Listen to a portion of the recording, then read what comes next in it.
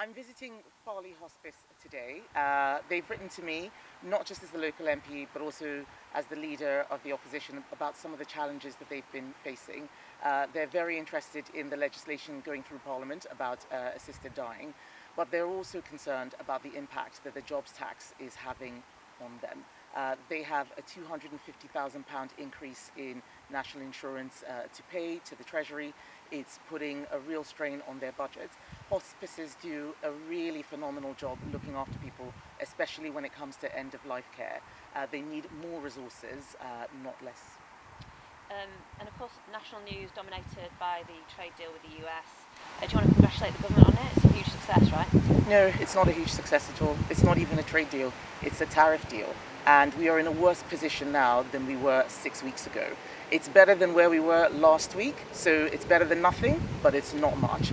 And one of the things that concerns me is that we will probably now not get a comprehensive free trade agreement. It looks like Labour has settled. Every time they negotiate, Britain seems to lose, whether it's the Chagos Islands, the India trade deal, which they announced earlier in the week. I don't know what it is about Keir Starmer and Nigel Farage that makes them quiver whenever they see Donald Trump, but this is not a great deal for Britain. Obviously, there's also talks going on with the EU. Who do you consider to be our most important trading partner, the US or the EU? It doesn't work like that. It's not a zero-sum game. The US is our single biggest trading partner. The EU is closest to the UK. We now have an independent trade policy because we left the European Union, so we can do both at the same time. But what we must do is be sensible and not be naive. What I see Labour doing is making concessions all the time and not getting very much in return. That's why I say when Labour negotiates, Britain loses. We've seen it with so many areas, whether it's Chagos, the India trade deal. So I am a bit concerned about what they're negotiating now with the EU. On that issue of the India trade deal, you've been very critical of that, and in particular the national insurance exemption for some Indian workers coming across to the UK, which is of course reciprocal. Some Indian officials have said you were ready to sign up to that. You said that's complete rubbish. So who's lying? They are. You can actually look at the FT, February 10, 2024. They actually reported a story where I said that this was not a good idea. It's not the principle of the double taxation removal that's wrong. It is the lopsided nature of it. There are many, many more Indians coming to the UK than there are British people going to India. So it will cost us hundreds of millions of pounds. But it's also extraordinary. At a time when I'm in a hospice and they're saying that their NI increases are too high, £250,000. We've put a vote down in Parliament. Keir Starmer voted against it again and again. We wanted to exempt hospices, just a little thing. They won't exempt hospices, but they're giving away that NI to foreign workers. I don't think that's right for this country. Okay.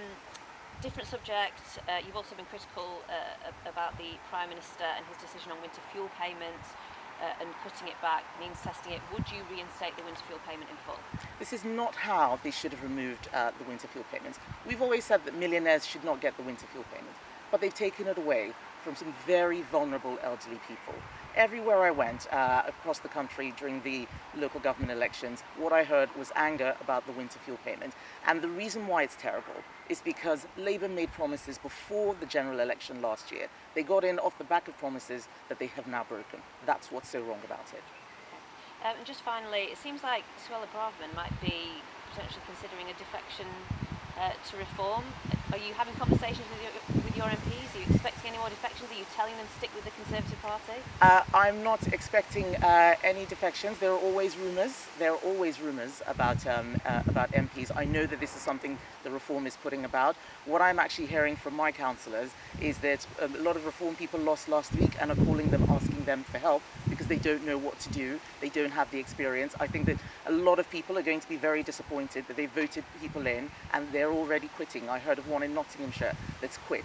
This is what you get with Reform. They're quitters. They are not serious people. The Conservative Party is here. We have a history that goes back well over 200 years.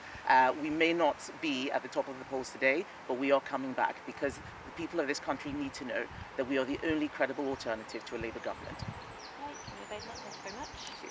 Perfect, thank you very much. And then we are